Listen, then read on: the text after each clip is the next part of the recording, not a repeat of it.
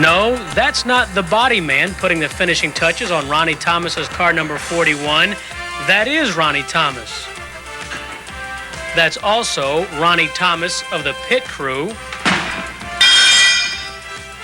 Ronnie Thomas, the team manager. Hey, it's Kevin there. Hey, is he mounting those tires up? Wonder how long you'll be, Sammy. And Ronnie Thomas, the crew chief. I bet you Junior Johnson and Waddell Wilson them like to have an engine room this big. What is this, Ronnie? It's about 5 foot wide and about 10 foot long, ain't it? Ronnie Thomas is one of the last independents on the NASCAR circuit. He was Rookie of the Year in 1978, but he has yet to pick up a sponsor and the big bucks that go with it. I don't know. I'm not even going to get into it. I just want to say what I want to say. It's just, I like it and I enjoy racing. If I didn't like it, I'd quit. You know, must be something to it. I keep coming back. So I guess what it all boils down to is I'm just hoping something good does happen. I'm 30 years old now. I'm getting older, getting fatter, so I'm gonna have to do something. You know, I'm in a rut. Ronnie Thomas is in a rut because he's racing without any money. He's racing on old tires and guts. Junior Johnson oversees 37 full-time employees for his Budweiser racing team. Ronnie Thomas doesn't have a single full-time helper. He gets by with the help of his dad, Jabe, and some very loyal friends. No, you run it backwards. Turn your thing.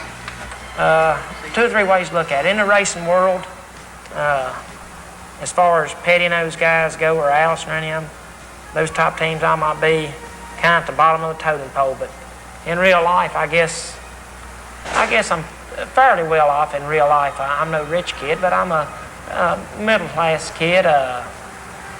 Got more than some kids my age, so it's 2 ways to look at it. In the racing world, I have it tough, but in everyday life, it's not really terrible. It's not near as bad as people make it out to be. Times are hard for Ronnie, no doubt about it, but he loves racing. Sadly, the love affair has been a hard one. What used to be is I was just glad to be there. I know that I could run with them, but I was just happy to drive. Now I've got the point I want to run with them. I'm not happy just to drive anymore. My feelings in the last 4 or 5 years of Grand National racing have swapped in the opposite direction. I'm just not happy being one of the boys now. I want to be something. For the first time in his career, Ronnie can't afford to run every race. He went to North Wilkesboro, but as a fan.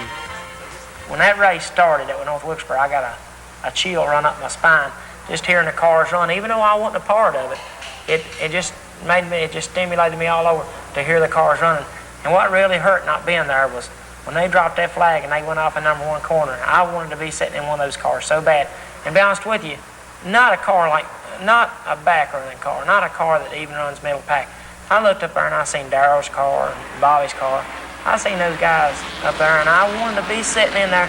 I thought what I would give to be able to sit in that number 11 or number 22.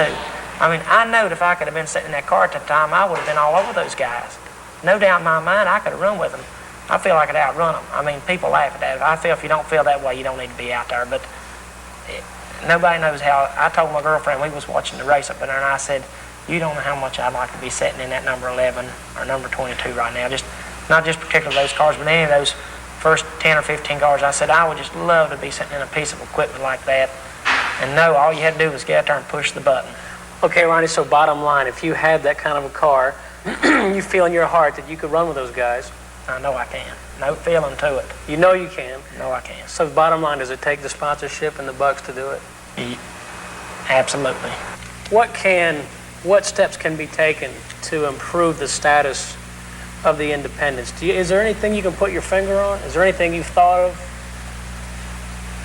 Well, the best way and the quickest way is to probably turn bank robber, and that would that would do it real quick. I need to go rob a bank, but I'm not going to do that. But I mean, being on the serious point of it, I don't know.